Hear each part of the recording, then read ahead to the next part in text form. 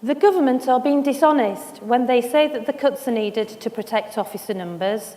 We all know this is not the case, as most forces have stopped recruiting and some are imposing mandatory retirement. How could this mess have been avoided and our service truly modernised? Our colleagues in the West Midlands have to be thanked for starting a campaign to call for a Royal Commission on policing. This, or some other form of holistic policing review, would have been a sensible approach to 21st century policing. Terms of reference could have been established to set out what the police should deliver, the terms and conditions to deliver it, the pay structures and the pension entitlements.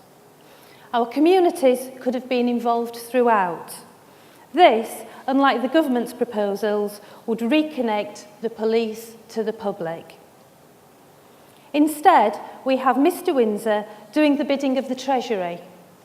He is making savage cuts to policing, not to modernise, but to put our pay into the pockets of George Osborne. He is introducing divisive payments that will create divisions in the workforce and be a bureaucratic nightmare to administer. For example, the expertise and professional accreditation allowance is nothing more than a special priority payment version 2. SPPs were universally disliked for being divisive. Why has that lesson not been learnt, Mr Windsor? All protections to prevent management abuse from the workforce will be removed or downgraded if Mr Windsor gets his way. Yet his report is littered with evidence of poor management. Why has that lesson not been learnt, Mr Windsor? Just as worrying is the fact that Mr Windsor is decimating the future of the service. I've received countless emails from probationary constables who find themselves disillusioned at the start of their career. One said, "How would members of the public benefit from a group of demoralised student officers who are all normally keen and eager to assist members of their community with their needs and issues? Why should I earn less as a police constable than I did as a PCSO? If you are demoralised at the start of your service, how does it get better? How can a warranted, accountable constable earn less than a CSO whose job is to support?" So I call on the Home Secretary to be bold this week and put an end to Recommendation 20, the incremental pay freeze. This freeze, on top of the 2-year pay freeze, is an absolute outrage.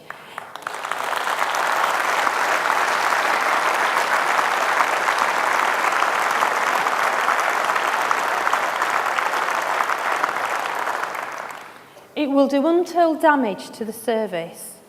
Young in-service officers, who are our future, will become disillusioned and many will leave. The police service functions so well because we, constables, are the majority and are dedicated to staying in our rank. Our reward for that is the competency-related threshold payment. So, Home Secretary, while you're scrapping Recommendation 20, can I also suggest that you reject Recommendation 29, thus ensuring career constables continue to be rewarded fairly?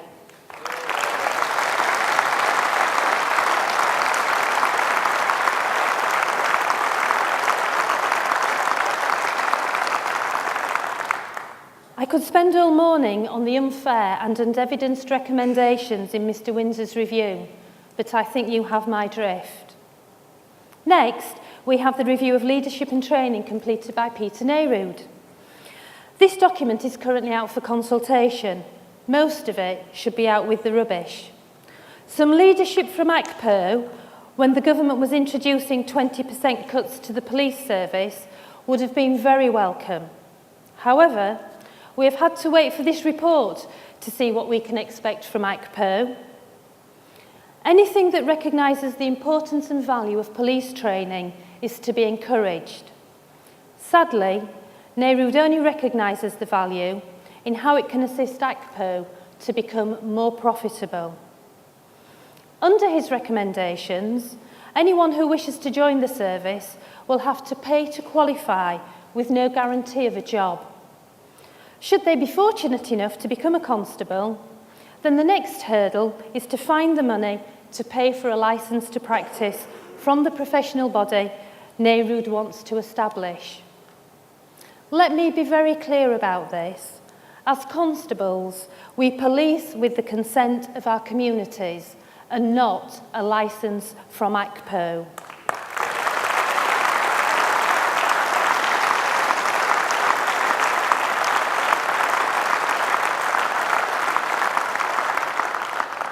Why do I say a licence from ACPO? Because ACPO, who have written this report, want ACPO to be the head and heart of the professional body. What NARUD does in this report is to realign ACPO to become more powerful than it is today. All professional bodies need to be credible. This professional body will have none with ACPO in charge. All professionals know and understand that professional bodies have to be independent to be credible. And Mr. NARUD, a professional body is diametrically opposed to the Office of Constable, and the Constables of England and Wales will have none of it. We will continue to police with the consent of our communities, thank you. Police officers contribute more than any other public sector worker to their pension scheme, and as a result, we receive a fair pension which recognises the difficult and dangerous job we perform.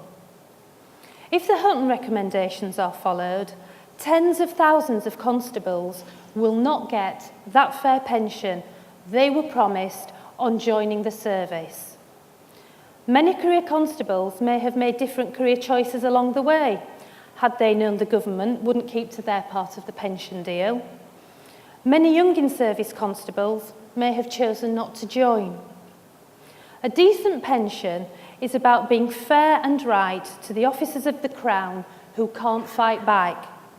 So I say to government, show the Police Service of England and Wales some respect and allow the constables to retire from the service you promised us when we took our oath of office.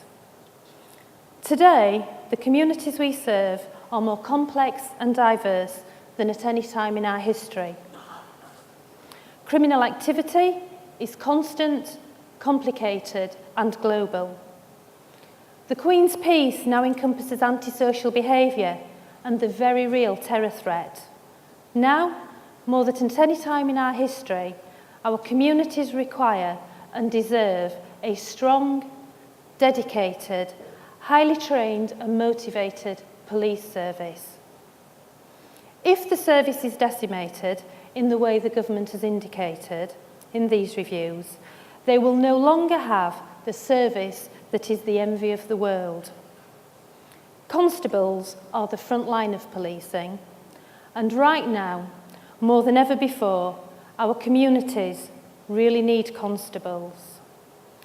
It is time for the government to do the right thing. Support, not attack, the police service in England and Wales. Home Secretary, Policing Minister, support your constables to support your citizens. If you continue to move forward with these reforms, the real losers will be your communities. Thank you, Conference.